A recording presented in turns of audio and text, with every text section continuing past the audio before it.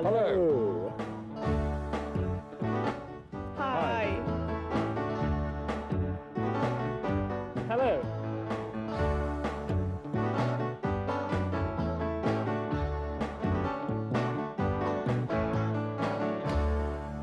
Hello, I'm Gary, and this is That's English. That's English. But do you know what English is like?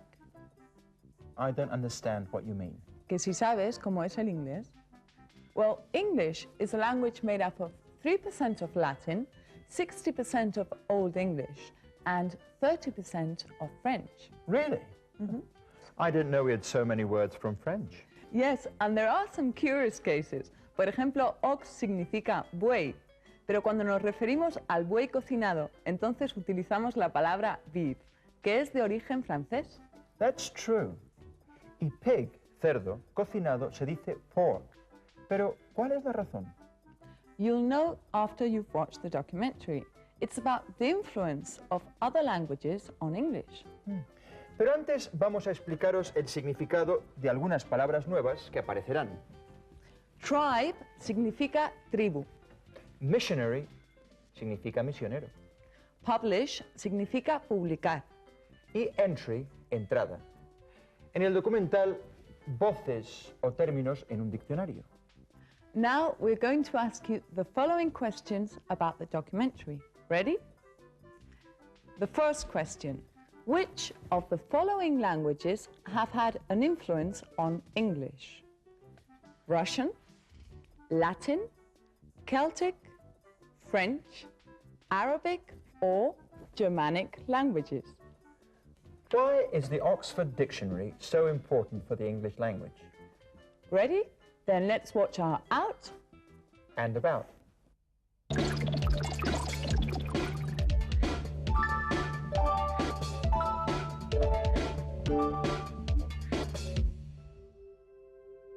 English, part of the Germanic family of languages, first started to be spoken in the southeast of England, and it had influences from all the peoples who had invaded the island.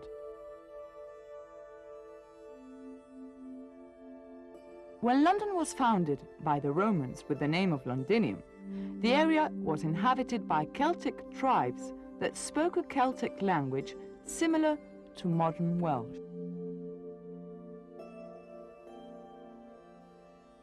But the Celts and the Romans contributed very few words to English, although Britain comes from the Roman word Britannia, land of the Britons.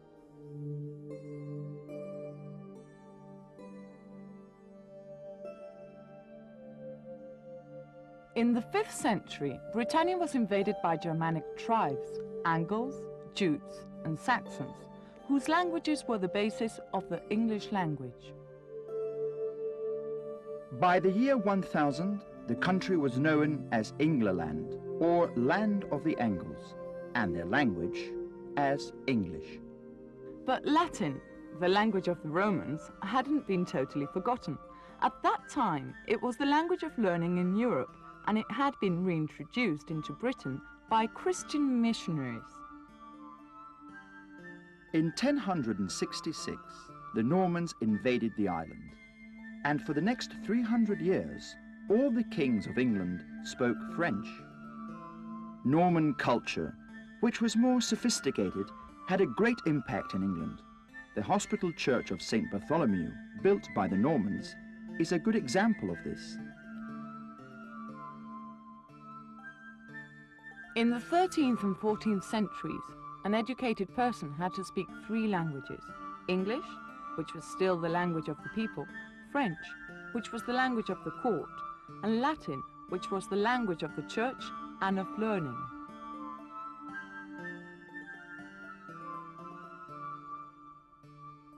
But in 1387, Chaucer wrote his masterpiece, The Canterbury Tales, in English. This book represented the definitive triumph of English. Nowadays, the greatest authority on the English language is probably Oxford University Press, which has been publishing the Oxford English Dictionary since the last century. It is the equivalent of the Dictionary of the Royal Academy of the Spanish Language, that is, the Oxford English Dictionary, is a dictionary you have to refer to whenever you have doubts about English words or expressions. New words are constantly being added to it.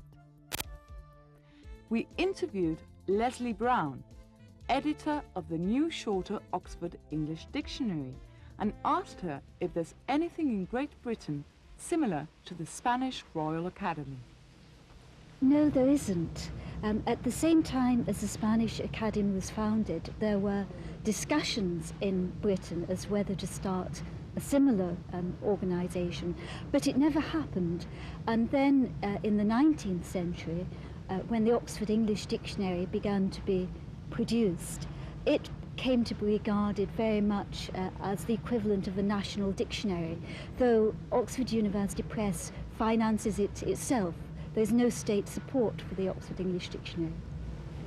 What criteria do you follow in the rejection or incorporation of new words and expressions? We look for the number of times we have a word recorded in use, the period of time over which it is used in our records, and the variety of sources or people who are using it. So it's a mixture of all those criteria. We have hundreds of millions of examples in our files to look at and see how often and by whom a word is being used. How many entries are there in the Oxford Dictionary? About 500,000, 500,000.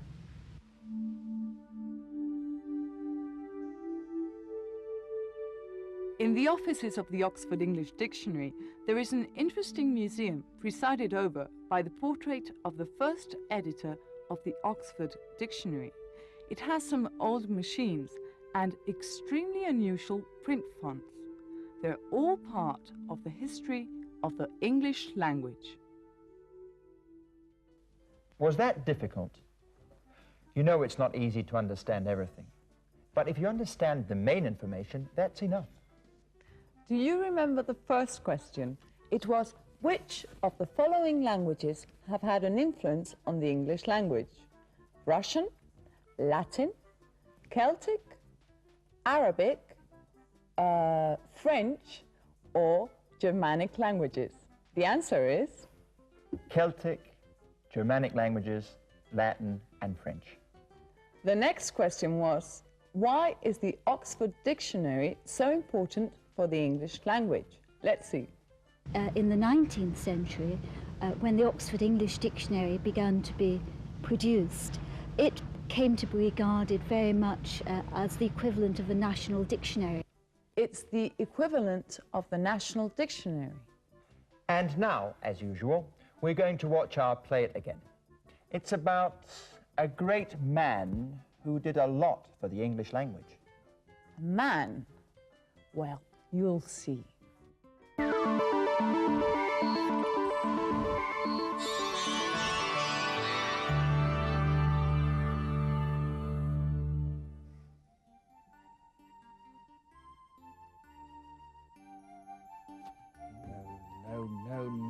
No. What's the matter, darling? I can't find the right words. What words? Well, I want to say that Hamlet was reading a book when Ophelia arrived, but I don't know how to. Well, just say Hamlet was reading a book when Ophelia arrived. Oh, yes, of course. It's not that simple, you know. What are you writing now? Hamlet, Prince of Denmark. How boring.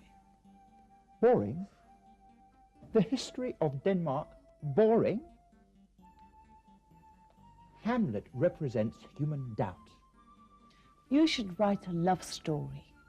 The other day I was at the market and I heard the story of two lovers. I think the names were Romeo and Juliet. Just imagine, Juliet was at the balcony above her garden when suddenly a shadow appeared.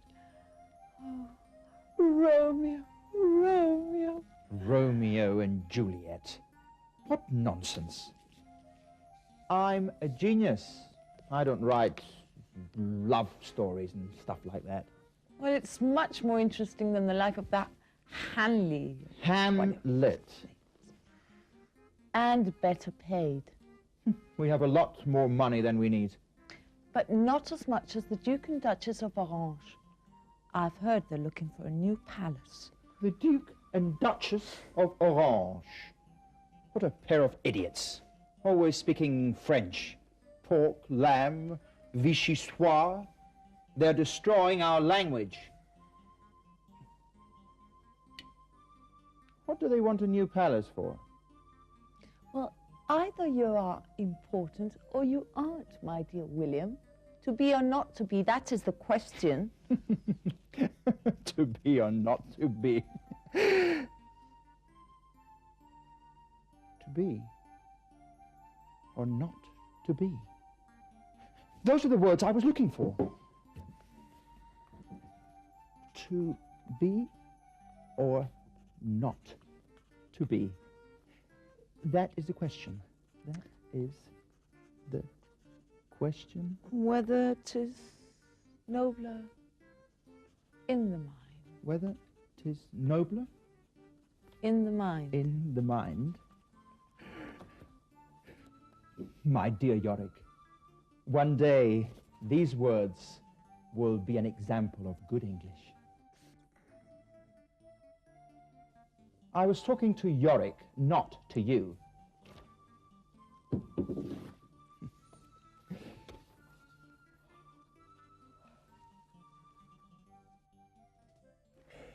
Funny, wasn't it?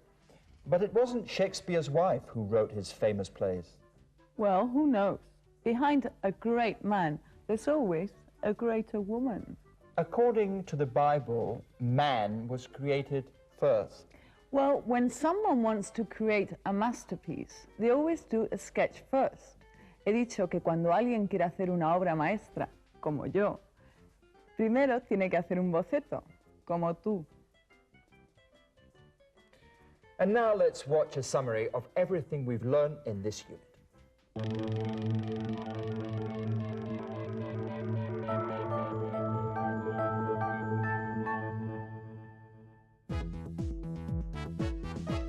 In this unit, we've learned about the origin of some English words. Words that come from other languages like sherry, which comes from Spanish, or tea, which comes from Chinese. We've also learned new ways of making comparisons. For example, I've written a few more books than him. and finally, we've revised how to talk about two actions in the past. We were driving along, then we stopped at a petrol station.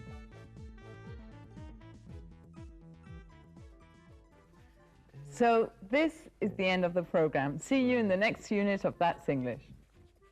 Gary. Oh, goodbye. What are you doing? I'm writing the history of English. Hey, Gary, you are Gary Piquet, not Shakespeare.